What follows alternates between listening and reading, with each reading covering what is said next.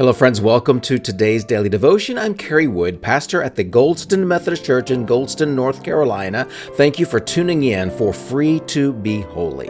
This week we are looking at the prophet Ezekiel and what God has given to him as a message in chapter 36. I invite you to open your Bibles, get to Ezekiel 36, and join me as we share these words.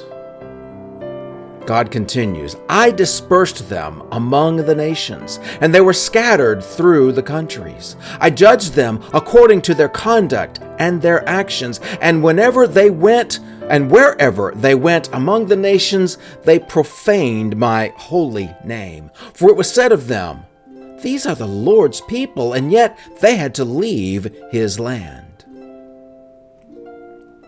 Now, if you were with me 2 weeks ago now, as we looked at the holiness code, the 10 commandments, the ways in which God said, do not take the Lord's name in vain, for you bear my name. You own my name. You hold on to my name, and my name means everything to me.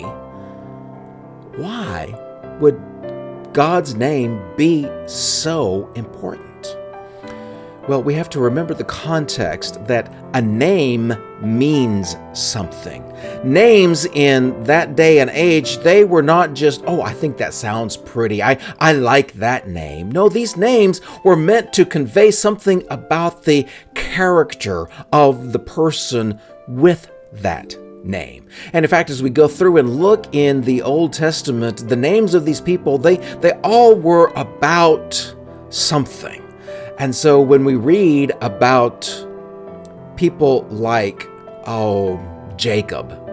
Jacob's name means heel grabber or trickster.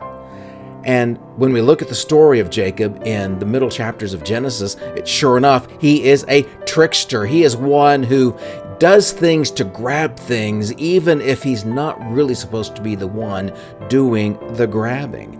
And as he has his own children through his wives, and yeah, he had 4 wives, that was descriptive. I don't recommend anybody trying to have 4 spouses. But as each of his children were born, those children were named based on a situation or a characteristic that was happening in their time.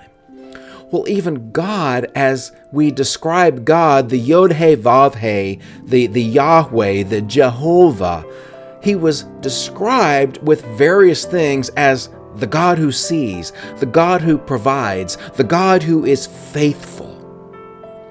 And so if the Israelites were supposed to be bearing God's name and letting the world know who God was, that was an important characteristic of the people in their holiness that became profane, which is where we get profanity, bad language. God's reputation is so important to God that when the people were failing to represent God correctly, he then did something about it. He dispersed them among the nations. He pulled them out of the land that they had been promised to receive.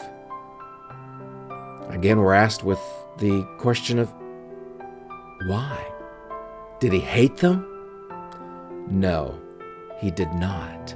He loved them, as we will see in our next daily devotion.